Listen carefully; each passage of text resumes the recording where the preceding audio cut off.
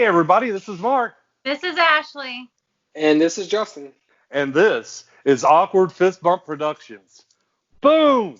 Hey everybody, how's it going? Good. How are y'all? Good. We have good news, man. If y'all have never heard of him, Droppin' Hits is a Yes. huge YouTuber, and he just did an interview today with me, and we really fist bumped this channel. So make sure you go over and watch Sean, also known as Droppin' Hits, DROPNHITZ, and watch our interview. But anyway, so we have an exciting topic today. And what we're going to talk about is we're going to talk about life post incarceration. So today, me and Ashley are going to kind of guide the conversation, but the man of the hour, Justin, is going to be the predominant talker. I Hey, feel like oh, go ahead. Everybody's favorite felon. Hey, dude, somebody actually posted on one of your videos that you were sexy as hell, is what they Oh said. wow. Well, my wife thinks so also. So that's Yeah, yeah. And his wife is my sister-in-law, so I definitely don't want to tick her off, but I just wanted to pass on the fan mail.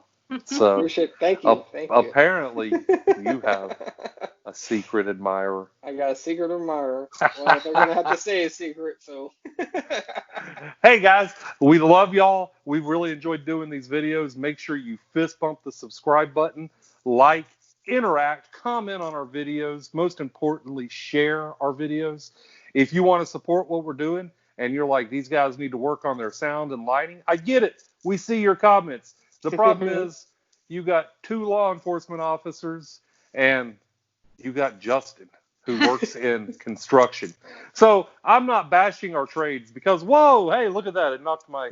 I'm not bashing our trades because I love law enforcement, but it's not a lot of money. I don't care one way or the other. We're doing this because it's fun. We're doing this because it's exciting. But if you want to support us, look at the bottom and you will see where you can support us via Patreon. So become a Patreon supporter today. But we don't really care about that. We mostly want you to subscribe, like, share, and interact. You can also email us any ideas for the show at awkwardfistbumpproductions@gmail.com. Get in the discussion on our Facebook page at Awkward Fist Bump Productions.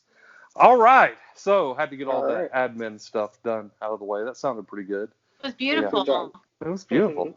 Yeah, maybe I missed my calling. Maybe I should be like a channel something news reporter. No, maybe not. Maybe Or not. Justin. All right. Yes, sir. So let's talk, dude. All right. Prior to coming out of jail, let's say, or prison, 6 months ago, 6 months heading out, you knew you were getting out. What steps did you take knowing that you were a felon, that you were coming out? First of all, what steps did you take? And is there a program that the prisons do to try to get you ready to be productive on the outside? Ooh, that's a good There's a long term, like if you've done a long sentence, and I think it's actually over 10 years. I didn't do that class, but some prisons do have classes if you do long term to get back into society. And one thing I did was I actually was able to go to a TC, which is called a transitional center, also almost like a halfway house. And not everybody gets to go to that. And so I was very blessed to be able to go to that. And I did about 9 months there. And it's just like a pre-release. And I go there, and for a month, we have classes that we have to take.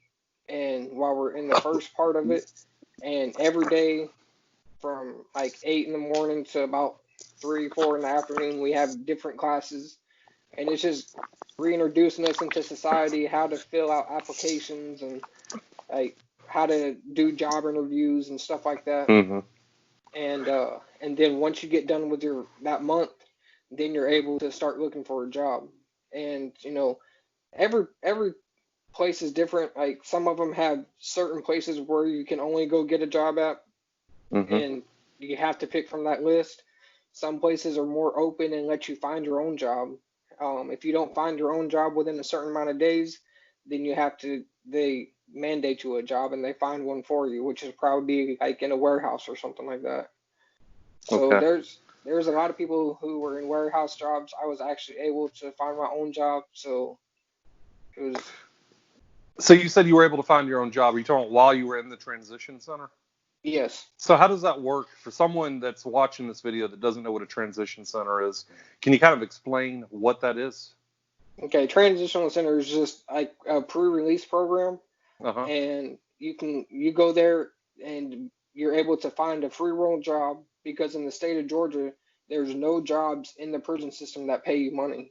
So you cannot work for any kind of money. Like other states, they have it where you can make from like 15 cents a day cleaning up the dorm to like $5 a day doing a job, Mm-hmm. and they let you build up that money and save that money while you're in prison. But in Georgia, none of the jobs that they offer give you any kind of money, so they give you the opportunity to go work before you go home. So, Okay. and it's usually about 9 months to 2 years before you go home. You can go, depending on your crime and how long you've done, you can go to a TC. So let me make sure I understand this. So a transitional center is a place you go to. You're still an inmate, Yes, sir. but you get to go to work. So you stay like, okay, so you go to work, I don't know, 6, 7, 8 o'clock in the morning. What happens when you get off? So, like, every job is different because, like, Mm-hmm.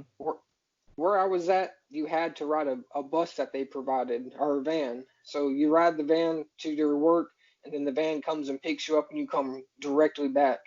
And once you come back, you got to get strip search, patted down, go through the Okay. metal detector, and then once you go back inside, you get to wear street clothes, which is a good thing. So you're not in a prison uniform anymore, Okay. and you actually get to like go out and find a real job and work like at all different places. What's up? I have a question. Okay. Okay. She raised her hand. Too. I didn't want to be an interrupter. So about transitional centers. So I'm pretty sure we have one of those in my town for women, Hmm. and Okay. um, I just want to know how bad the transitional centers are, because I had a woman who was working at a local business in my town. I got a call about an escaped inmate because if they don't get back on the bus or whatever and don't return to their center, they're automatically charged with escape. So Yes. I had to fight her. She's actually my favorite fight I ever had. Well, we fought and I won. We were just bragging. When I took her to jail, she's like, man, I really don't care. Sorry that we had to fight. I just wasn't going back there. I wanted to finish out my time. And I was like, you understand, you caught an extra felony charge. Like, there's no finishing out your time. You live in prison now. Like, that's your home. you effed up. So, are the transitional centers, do you feel like it was worse there than it was in actual prison? Okay, so I've only been to one transitional center, and it wasn't that bad. They still had a lot of crap going on. It's just like prison. Like once you come back in from work, it's back to prison mentality while you're Okay. in there. And you still have officers, you still have count time, you still have a lot of rules that you got to go by. And like I know that there's a couple of TCs that are close to Atlanta, and they're just horrible. And Mm. I mean, it's just like prison. There's fights and stabbings and everything there. So Oh wow. even though they get the opportunity to be able to go home, they still stuck in that prison mentality and that prison setting. I mean, we didn't have like real cells.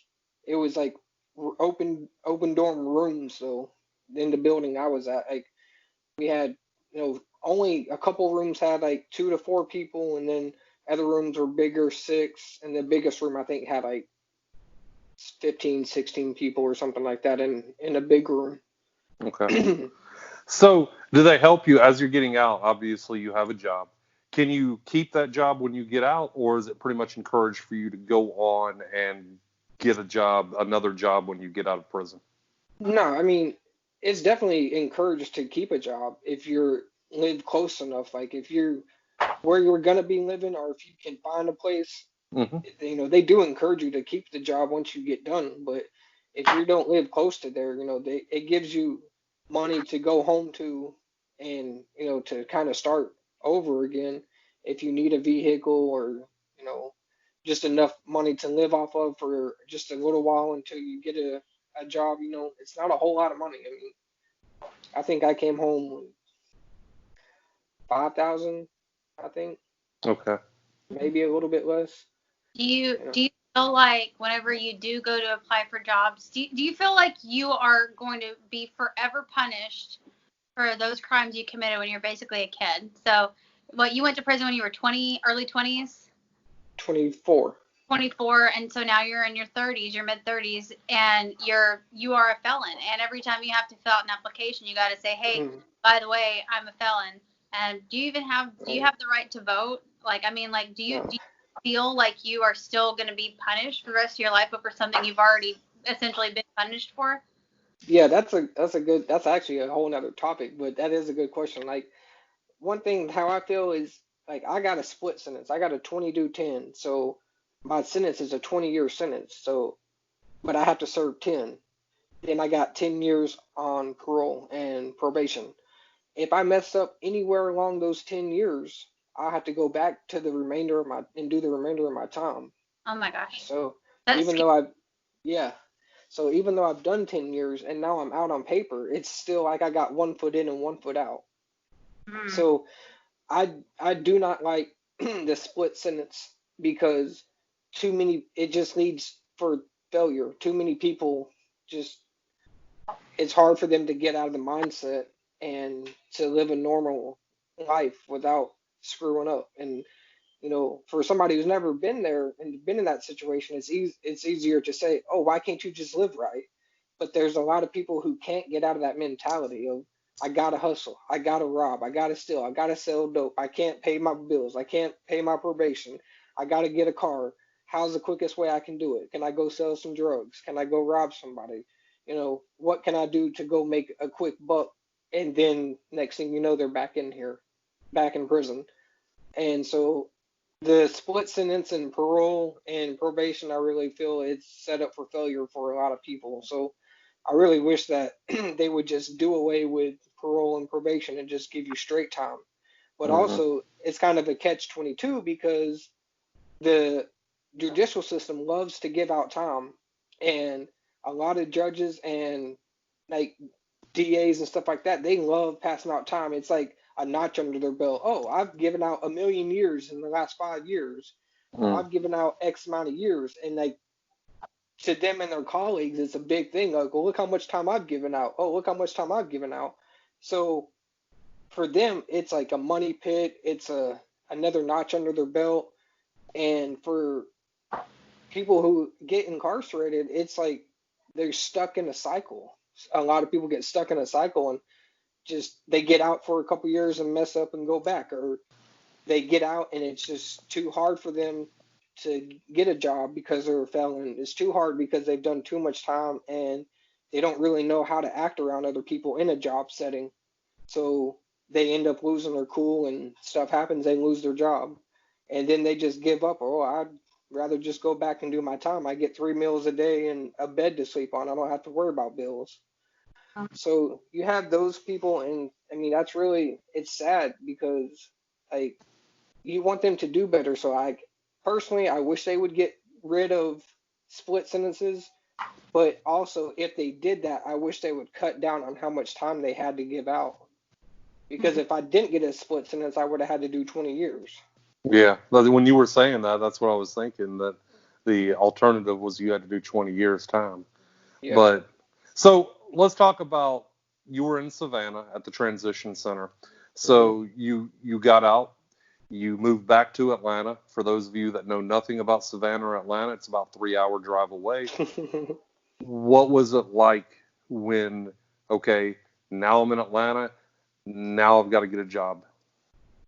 So I can speak more about when I got my first felony when I was 18, because that's when I really had to look for a job. When I got out this time, I was actually very blessed, and uh, somebody that I was actually locked up with, actually my bunkmate at a time, and then in the same dorm for about a year and a half, he got out before I did, and it was just a God thing. I mean, somebody in his family worked for our company. When he got out, he called him and said, "Do you need a job?" He got the job. As he was working with him, he started talking to him about me because I was in the transitional center. And after I got out, he kept talking to him, telling him I needed a job, and I was able to get a job like very easily. When I was 18 and I got my first felony, that was really hard trying to find a job being a felon. I mean, part of my probation was I had to put in 3 applications a day, and I had to prove that I did. I can't just say, "Oh, I put in 3 applications here, here, and here." No, I had to verify that. And Mm-hmm. like they would even call the companies, "Hey, has this person put in an application?" So that was really hard because I was going at almost a month trying to find a job, doing 3 applications a day, anywhere and everywhere I could find. I mean, jobs I never would want to have, like working at McDonald's or something. I had to go put in, and then other jobs I wish I could had, and they just would not hire me. Mm-hmm. So Do you when feel like it's embarrassing to have them check up on you when you're trying to get a job and they're like, did Justin apply here? Like, it to me it sounds like an over obsessive girlfriend, like not letting you yeah. actually, like, to me that sounds almost embarrassing. I don't like that. I didn't know that they did that. I'm sorry that happened. Yeah, it was pretty tough because I knew like that a couple of times they had called in and checked on me. And then once I did get my job, the parole officers or probation officer at the time, she had to come to my job and make sure that I was actually working there and that they just weren't covering for me saying I was working there and not actually working.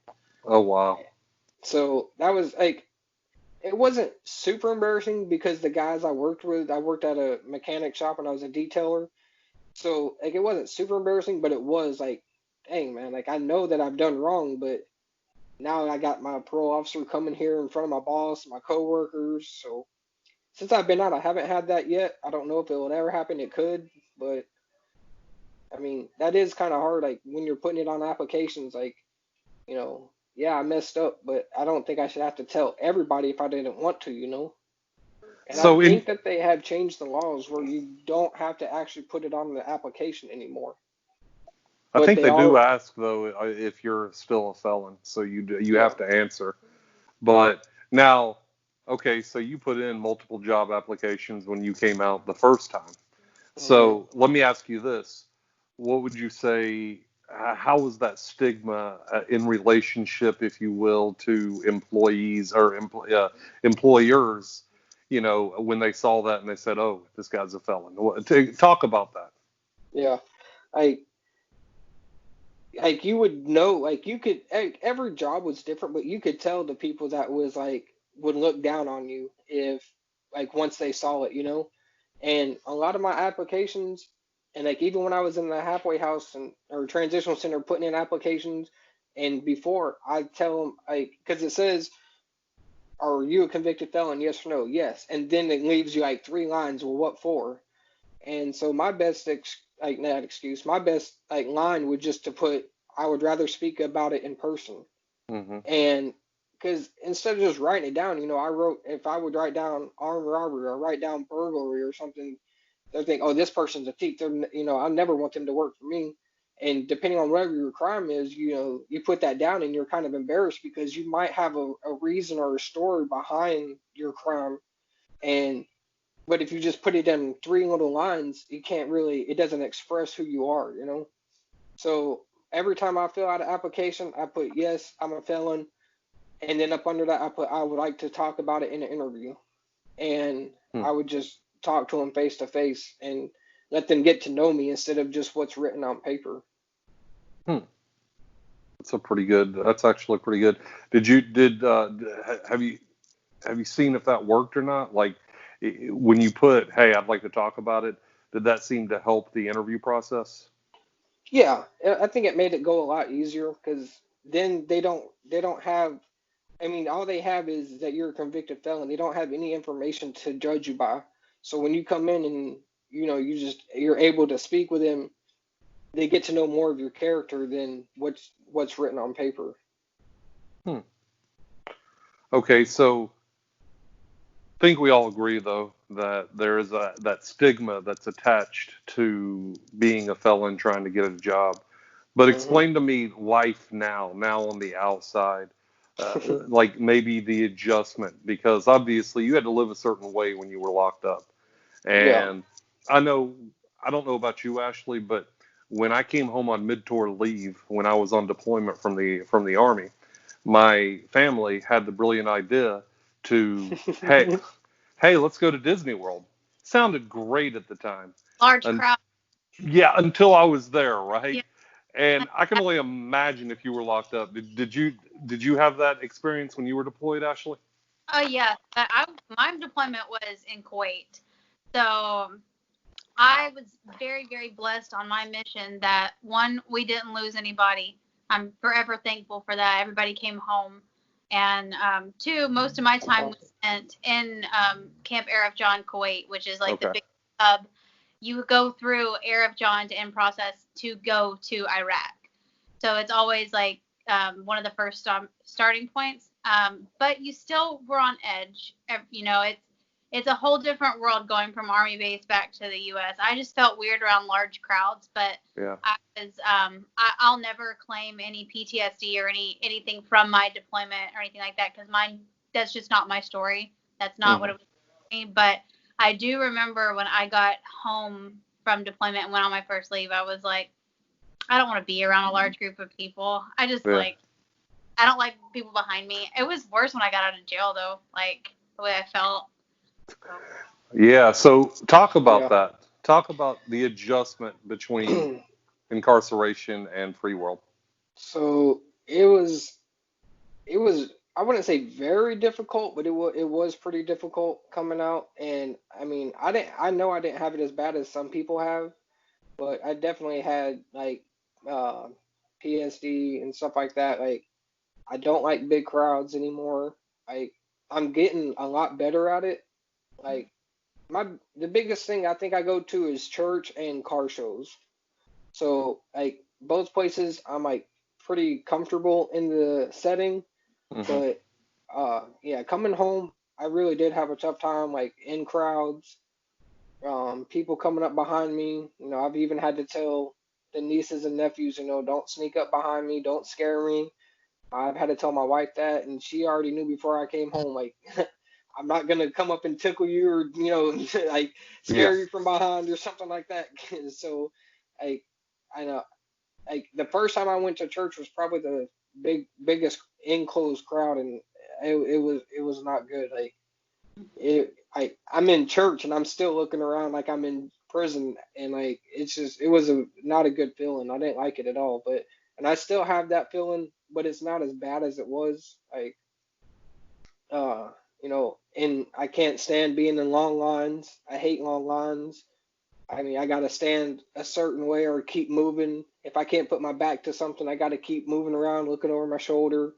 I don't Hmm. really like going to the grocery store that much. And like even when I was in there, like just ways to keep things off my mind, I would have like my headphones on or something like that. So like just to try not to think about it so hard. So like every time I go out in public, I make sure I have my headphones. If I go to the grocery store, I have music playing, one ear out, one ear in, just to keep my nerves calm. Like, but it has been pretty difficult sometimes. Like there's been a couple of times, and I forget like exactly where we were at, but I knew we were in a crowd, and oh yeah, we went to Stone Mountain Yeah. for the festival up there, and I almost had a meltdown. Like it was with the family, we were having a good time, and I just got so claustrophobic. In the outside, like, it was just too many people, and I had to tell my wife, I'm either gonna walk to the car or we gotta go. Like if y'all want to stay together as a family and keep walking around, that's fine, but I gotta leave. I'm about to freaking have a freaking heart attack. Like I was like sweating and my heart was racing. Like that was probably one of the hardest ones, being like in a big crowd like that. So, but like everybody has their own way of dealing with it, and it's not as bad for some people it is for others, and some people don't go through certain situations that I might have gone through, and I haven't gone through as bad as some situations as other people. So, I think I'm like right there in the middle where I still have it, but I can handle it. It's not like overwhelming, but some days it does get pretty hard to handle being in big crowds and being in lines and stuff. Mm-hmm.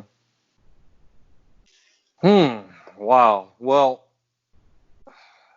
I guess another question that I have for you, Justin, is what next? I mean, I know you're working and I know you've got a good job, but what next? I mean, where do you see yourself in 10 years from now? Can you get your good question Ash asked earlier? Can you get your voting rights back? Can you get your gun rights back? Are you aware of any programs that you can? I'm not positive. You might have to check the facts, but I think once I get done with, I'm off of paperwork, off of parole, off of probation, and I think it still might be like 3 years or something, or 5 years after you get off of paperwork, then you're able to apply to get your rights back. And that's another thing. Like I would love to have my rights, like as an American citizen, just to be able Mm-hmm. to vote, just and just to be able to, for my Second Amendment, to be able, and then not just to carry guns for any purpose, but to like skeet shoot and protect my family and like things like that. Like, I love guns, but now I can't even be around them, which is like it's a hard thing because like it's just something I've always been like attracted to. I've always loved guns. I like skeet shooting. I like hunting and stuff like that. I'm not a big hunter, but I mean, if I could, I would. Mm-hmm. And like really, the way the world's going now, it's really frustrating. Like not being able to have a gun because I I just want to be able to protect my family. I don't want to use it for nothing stupid, but I don't have that right. So like that's kind of been I've been struggling with that kind of lately too. Like there's a line I can't cross even though I want to, but I Mm-hmm. mean I really wish and I hope that I am one day able to get my gun rights back and get my voting rights back. So I think that after so many years after you get off of parole and probation, I think you are allowed to apply for it, but it doesn't mean that they will give it to you. I think it's a case by case. Mm. Wow. Well, you got any questions, Ash? Nothing. It just makes me sad because it's like after having gone in there and been around these people and gotten to know inmates as person instead of this like mysterious animal that you hear about. Because like I don't have people in my family or in my personal life who've done hard time or who have even really gone to jail that I know about. So it wasn't until I was in jail myself that I actually formed relationships with and bonded with people who were incarcerated. And now it's just kind of like it's just sad that you put forth all of this effort to do the right thing, and well, I mean, you did the wrong thing. You got arrested. But you get in there, you get out, you did your time, you paid the Well, you debt. paid your debt. Like the court system, it is not my job as a police officer to punish anybody. I get them arrested and they go to court. The court determines the punishment, and then you finish that punishment, and then you're continuously punished for the rest of your existence. And to me, I just feel like at some point it's got to give because that's what's holding us back as far as recidivism. You touched on it earlier when you said that it's so much easier for somebody to go and rob again or sell drugs. They can make a living doing that. They're barely making it, hoping and praying that McDonald's will hire them. Yeah. So to me, it's just like the whole. You gonna be all right, Mark? Well, I'm sorry. Started choking on the water. Yeah, it just makes me sad. Like looking at the whole, we've got to do better as a country. Like I just feel like we've got to, when people pay their debts, we've got to let them Yeah, be free again. Truly free. Yeah. yeah. Depending And on, we have to look at it as it's frustrating. Yeah.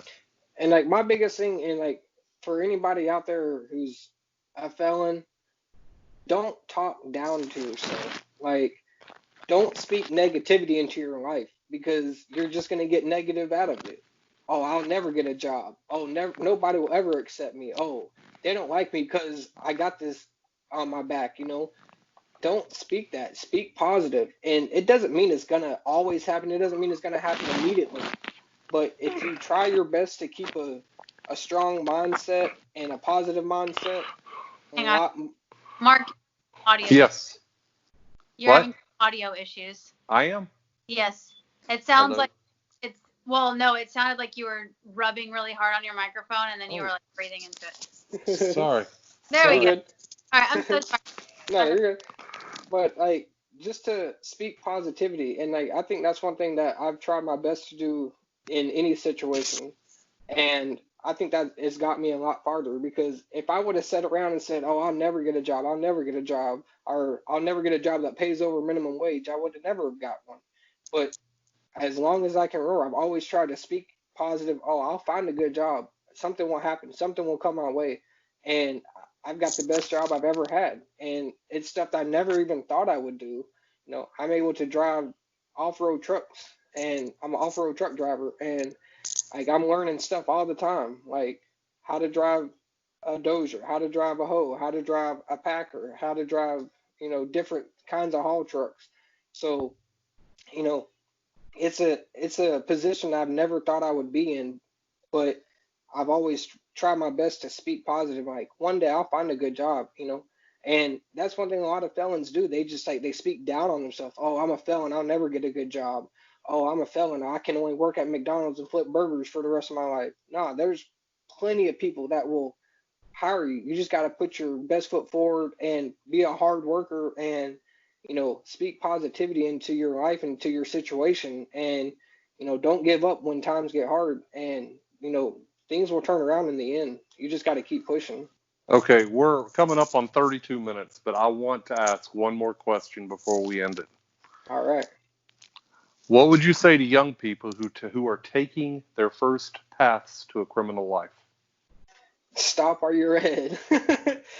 Please, please, please. Anybody out there that's in the process of thinking about committing a crime, or you're in the lifestyle, or your friends are in the lifestyle, and you see that they're doing dirt and committing crimes, just let go of them. Let go of them. They're not. Hmm. They're not for you. Oh, I'm your brother. I'm your homeboy. I'm your best friend, man. You do this for me. If you're my best friend, you'll do this and you'll do that, and you'll come with us here and you'll go with us there, and you'll commit this crime and that crime. You'll be cool if you do that. No, you won't be cool, and they aren't your best friends, and they aren't for your best interest, because when it comes down to it and you get locked up, where are they at? They're just gonna forget about you until you get out and then try to be your best friend again. Yeah. And it hurts a lot more people than you. It hurts a lot more people than if you have a victim in your crime, a victim. You're hurting your parents, you're hurting your family. If you have nieces and nephews, grandparents, people that are friends of your family, like that have watched you grow up, and it hurts a lot more people than just you or just your victim. Like, so if you are on a path to going down the wrong road, dude, just stop and straighten out your life, and it's not going to be easy, and the best thing you do is just go to whoever you really can trust, a family member, a preacher, an aunt, uncle, somebody that you really feel that you can trust, and just go break down and just explain to them, look, I'm hurting. I've been going down the wrong path. I don't want to do it no more. How can I straighten out? Will y'all help me? Try to go find a job to where you're going to work all day and be Always busy. so. I will Huh? throw there. United States Army is always hiring. Oh yeah. Yeah. You're Then young, that bodied, and you're headed down a bad path. They saved my life at 17. I would recommend the Army to anybody. Yeah, definitely. Like if you're close to the age of 17, 18, 19, I would definitely recommend going to find the favorite branch that you like in the military and go spend 4, 8, 10, 15 years, because you'll get to travel the world, you'll get paid, and you'll get to learn a whole bunch of stuff. It might not be the greatest thing in the world, but it's gonna be a lot better than prison, and you'll be able to see and talk to your family a lot more than being locked up behind bars. And so, and also, like if you're a friend of somebody who knows that they're doing something wrong, be that friend, and give them the tough love and tell them, hey, straighten up, and be there for them and help them out, help them try to find a job, help them get on the right path. And if somebody is leading you down the wrong path, they're not your good friends. If somebody helps you to try to get you back on track, those are the good friends. And if you don't want their help, or they don't want your help, then that person's not for you. Good stuff. Well, listen, I think this looks like this is a great stopping point. So, guys, we love you. We love you. Thank you so much for tuning in. Let's go ahead and start saying our goodbyes. We already did the admin notes, but make sure you subscribe, share, comment. Because leave a comment. one thing we were talking about, I know the three of us actually last week were talking about, oh, look at that. We were talking about how we would like to see you guys help guide this discussion. What do you want to see next on our channel? What do you want us to discuss? Because our creative minds are only so creative, so you can help guide this discussion. But, all right, guys. Well, I guess we've got also some new stuff coming up, so look forward to it.